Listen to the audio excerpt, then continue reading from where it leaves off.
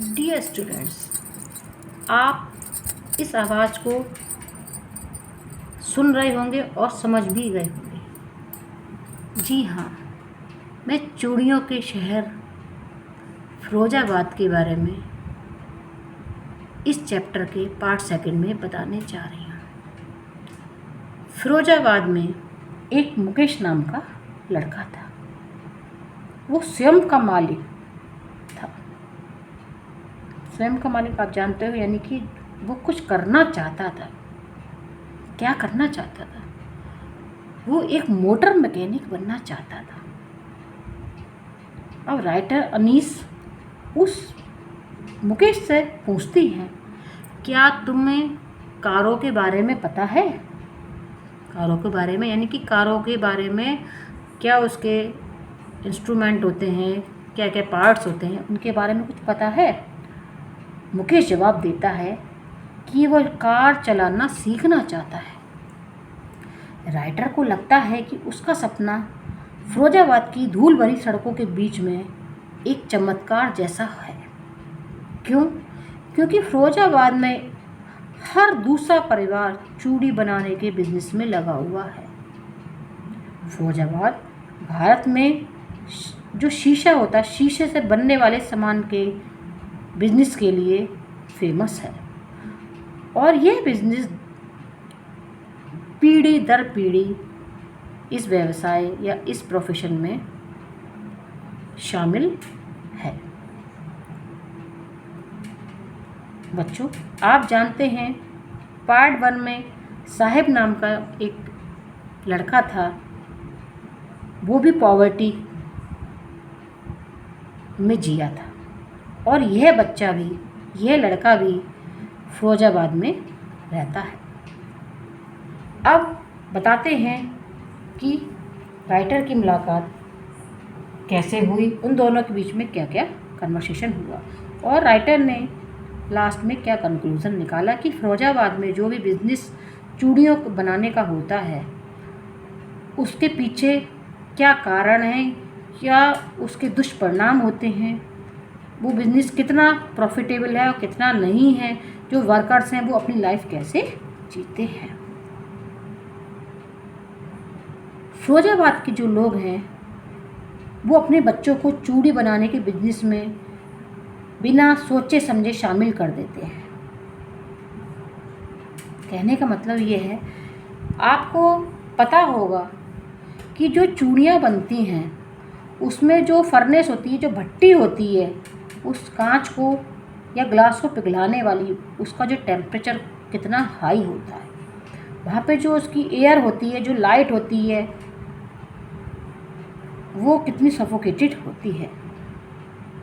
और वहाँ पे जो काम करने वाले वर्कर्स होते हैं वो छोटे से बड़ी एज तक के भी होते हैं। और जो जहाँ पे वो रहते हैं वो गलियाँ जो होती है बहुत ही तंग होती हैं, अंधेरी होती हैं, और जो गंदे गंदे डर्टी सेल्स या कोठरी जैसे हम बोलते हैं, वहाँ पे काम किया जाता है, जो कि अवैध भी है।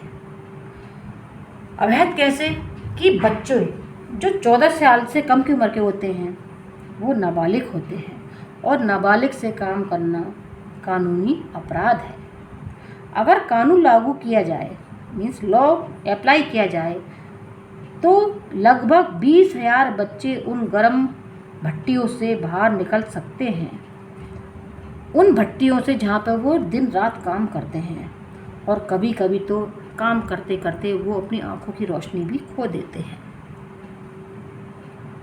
अब जब अनीस की मुलाकात मुकेश से हुई तो मुकेश बड़े प्राउडली कहता है कि आज उसके घर का रीइनोवेशन किया जा रहा है, और उसकी इच्छा है कि वो राइटर को अपने घर ले जाना चाहता है। समझ सकते हैं आप उस बच्चे की चाह कितनी है। वो राइटर उस बच्चे यानी कि मुकेश के साथ जाने को तैयार हो जाती है।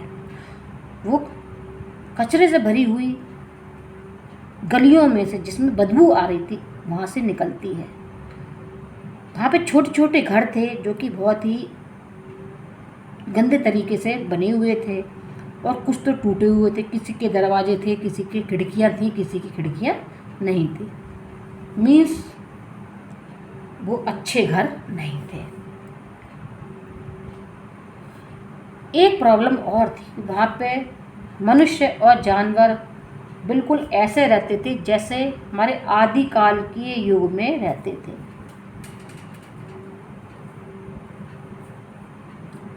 अब वहाँ पे कुछ घर ऐसे थे जो कच्चे थे, जहाँ पे झोंपड़ी भी बनी हुई थी। और झोंपड़ी किससे बनती है? ड्राई ग्रास से बनती है।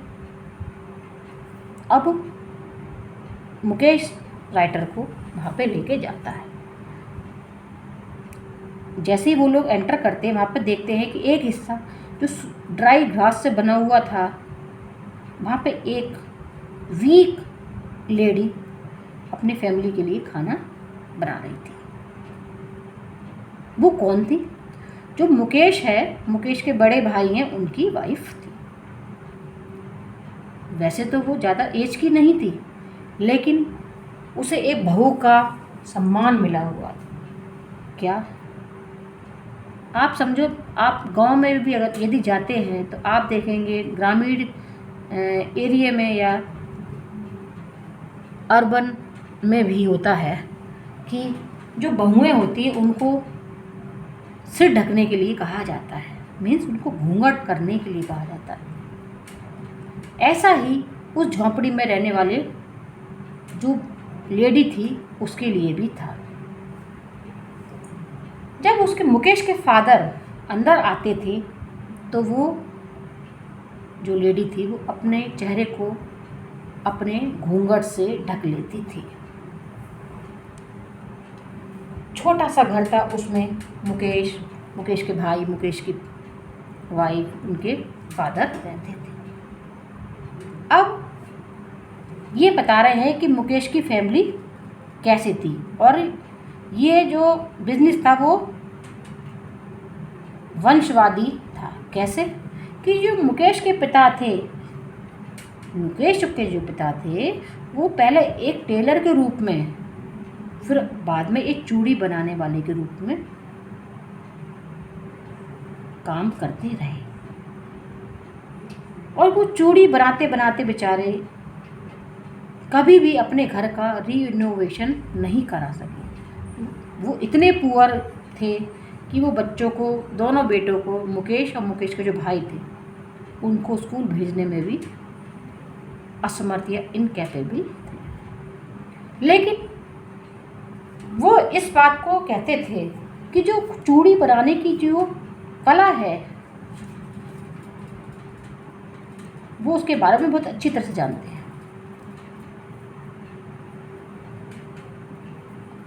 अब वो बताते हैं कि जब मुकेश की दादी जो थी वो अपने पति को चूड़ियाँ बनाते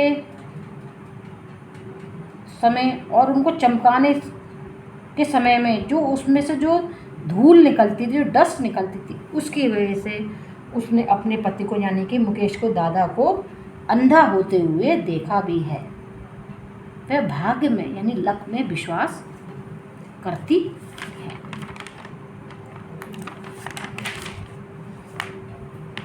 अब आप समझ सकते हैं, जैसा कि चैप्टर का नाम है लॉस्ट स्प्रिंग। स्प्रिंग का मतलब बसंत, लॉस्ट मीन्स खोया। फिरोजाबाद में छोटी छोटी गलियां हैं, छोटे छोटे घर हैं, झोंपड़ियों वाले घर हैं। उन झोंपड़ियों में टिमटमाते हुए तेल के बने हुए दिए जो होते हैं वो रखे हुए हैं, यानी वो जल रहे हैं। और वहाँ पे लड़के और लड़कियाँ अपने माता पिता के साथ बैठे हुए हैं। और जो कलर्ड, जो ग्लास के जो पीसेस होते हैं चूड़ियों बनाने में जिसका यूज़ होता है, उनके सर्कुल को आपस में जोड़ते हुए वो काम कर रहे हैं।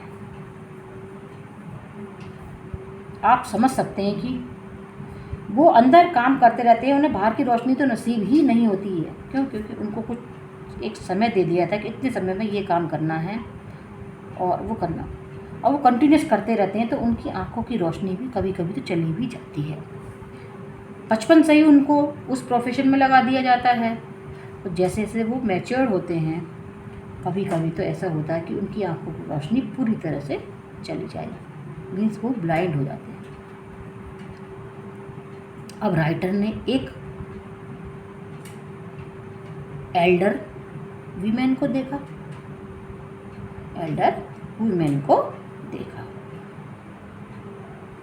वो कैसी थी? उसके पास में ही एक पिंक कलर की ड्रेस में एक यंग लेडी चूड़ी बना रही थी, जिसका नाम क्या था? जिसका नाम सविता था। उसके हाथों में एक एक्सपर्टनेस थी, क्या कि जो उसके हाथ थे वो मशीन की तरह चल रहे थे। और राइटर को सरप्राइज होता है कि क्या जो हमारी इंडियन लेडीज़ हैं, वो जो चूड़ियों का बिजनेस है उसकी सेंसिटिव को समझती हैं। जो उस एल्डर वुमेन के बराबर में जो लेडी बैठी हुई थी, वो भी कभी दुल्हन बनेगी, कभी वो ब्राइड बनेगी।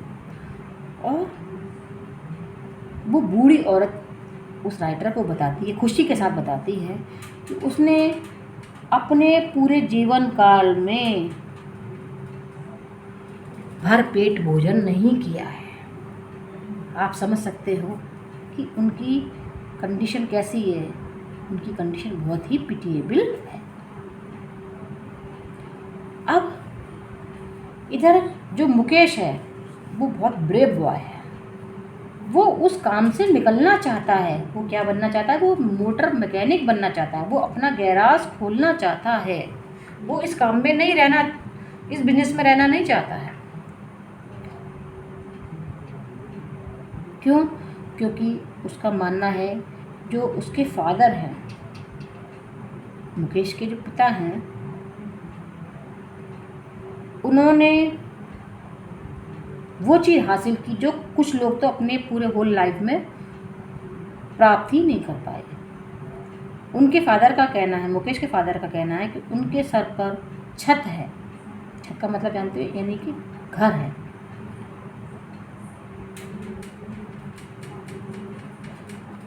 आप समझ सकते हो, आप जाओ फिरोजाबाद में जाके देखो तो आप एक चीज़ महसूस करोगे कि जो घर हैं वहाँ पे पैसे की किल्लत बहुत ज़्यादा है। और कभी कभी तो ऐसा लगता है कि पैसे न होने की वजह से वहाँ पे चीखें सुनाई देती हैं। वर्षों से कुछ नहीं बदला है। कितने वर्ष बीत गए, कितने साल गुजर गए, वहाँ की जो हार्डशिप्स हैं, जो कठिनाइयाँ हैं, जो परेशानियाँ हैं, उन्होंने उनकी आशाओं को और उनके सपने को पूरी तरह से मार दिया है, मीन्स डिस्ट्रॉय कर दिया। कैसे? राइटर बताती हैं कि वहाँ पे जो यंगस्टर हैं उनका एक समूह को ये कहा गया है कि एक कोऑपरेटिव के लिए काम करें, एक ऑर्गेनाइज करें यंग मैन कोऑपरेटिव के लिए। और ये बात बहुत ही हॉरिबल ट्रुथ पता चलता है हमें। ये बात पता चलती है कि अगर वो ऑर्गेनाइज्ड हो भी जाएं तो जो पुलिस है, वहाँ की लोकल पुलिस है, वो उनको इल्लीगल काम करने के लिए जेल ले जाएगी और जेल में डालेगी। जेल में ले आने पर भी मारेगी, पीटेगी। क्यों? क्योंकि उनका कोई ऑर्गेनाइजेशन नहीं है, उनका कोई लीडर है नहीं, तो पुलिस मनमाने ढंग से काम करती है। राइटर को लगता है कि फिरोजाबाद में जो दो अलग अलग तरह की दुनिया दिखाई देती है। एक दुनिया कौन सी है? एक्सप्लॉइटेड मीन्स शोषित फैमिली, परिवार होता है ना, जहाँ पर शोषण हो रहा है, जो गरीबी के भंवर में, भंवर को क्या कहते हैं? वॉर्टेक्स, गरीबी के भंवर में फंसे हुए हैं, जिनका उसी जाति में उनका जन्म हुआ है। और वो जो उनके ऊपर एक कलंक है, क्या कलंक? की गरीबी में जी हैं, गरीबी में ही मरेंगे, वो उसमें फंस गए हैं। और दूसरी तरफ कौन से लोग हैं? उनका शोषण करने वाले। कौन? जैसे हमारे साहूकार। या जो बिचौली, जिसे हम मिडिल मैन कहते हैं, पॉलिटिशियन, लॉ मेकर, पुलिसमैन और ब्यूरोक्रेट्स मीन्स नौकरशाही। इन सबके चक्रव्यूह में वो दूसरे लोग फंसे हुए हैं। एक शोषण करने वाले हैं, दो पहलू हैं वहाँ पे, एक शोषण सहने वाले और एक शोषण करने वाले। अब उन लोगों पे इतना बोझ है कि जो एक बच्चा जन्म लेता है और जैसे जैसे वो थोड़ा समझदार होता है, वो इस बात को एक्सेप्ट कर लेता है कि मैं इस चीज़ से आगे नहीं निकल पाऊँगा, मेरे फादर ने यहाँ तक मुझे पहुँचा दिया। वो फिर मजबूरीवश वो उस चीज़ को एक्सेप्ट कर लेता है, उस सच को स्वीकार कर लेता है कि मुझे यहीं पे जीना है, यहीं पे मरना है। कुछ लोग ही हैं जो उस जगह से निकल पाते हैं। अब उनमें से वो बच्चा था मुकेश। मुकेश के अंदर ए रे ऑफ होप थी, यानी कि एक आशा की किरण थी। ये बात राइटर को बहुत हैप्पी फील कराती है कि उसे जब पता चलता है कि मुकेश जो है, उसकी जो सोच है बिल्कुल जस्ट डिफरेंट है, वो अलग तरह से सोचता है। वो उन लोगों की फैमिली जो वहाँ पे बैंगल बनाने वाले हैं, उनकी फैमिली से बिल्कुल अलग है। उसकी सोच की शक्ति बिल्कुल अलग है, उसकी थिंकिंग पावर जस्ट डिफरेंट है। वो फुल ऑफ होप से भरा हुआ है। उस लड़की के अंदर उम्मीद है और उसका एक सपना जो है कि वो मोटर मैकेनिक बनना चाहता है, वो आज भी सपना उसकी आंखों में जिंदा है। वो साहस करने के लिए तैयार है, उसके अंदर कॉन्फिडेंस की पावर है। राइटर मुकेश से पूछती है, क्या तुमने कभी हवाई जहाज को उड़ाने के बारे में सोचा है? क्या उसका सपना सोचा है? क्या तुम कभी हवाई जहाज भी उड़ाओगे? मतलब वो उसको जानना चाह रही है कि उसकी कितनी इच्छाएं हैं। मुकेश क्या कहता है? उसका जवाब मुकेश क्या देता है? मुकेश कहता है ना, नहीं, नो। वो अपने कार के सपने को ही संजोना चाहता है, उसकी और कोई इच्छा ज़्यादा है ही नहीं।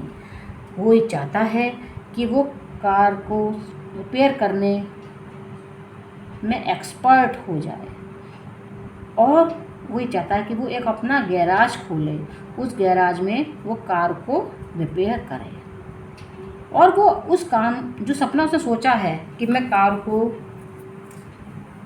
रिपेयर करना चाहता हूँ, मीन्स मैं कार का मैकेनिक बनना चाहता हूँ, वो उस सपने से ही, उस ड्रीम से ही सेटिस्फाइड है। और वो ये भी बताता है कि फिरोजाबाद जो सिटी है, शहर है, उसके ऊपर उसने बहुत सारे एयरप्लेन्स को उड़ते हुए देखा है। वो उनमें जाकर बैठने की या उसको उड़ाने की इच्छा नहीं रखता है, क्योंकि वो अपनी लिमिट जानता है। आपने एक चीज़ देखी होगी, जो गरीब होता है वो बहुत जल्दी अपने आप को सेटिस्फाई कर लेता है। जैसे उसके अंदर क्या है, वो हवाई जहाज उसके माइंड में नहीं है। हवाई जहाज क्या है?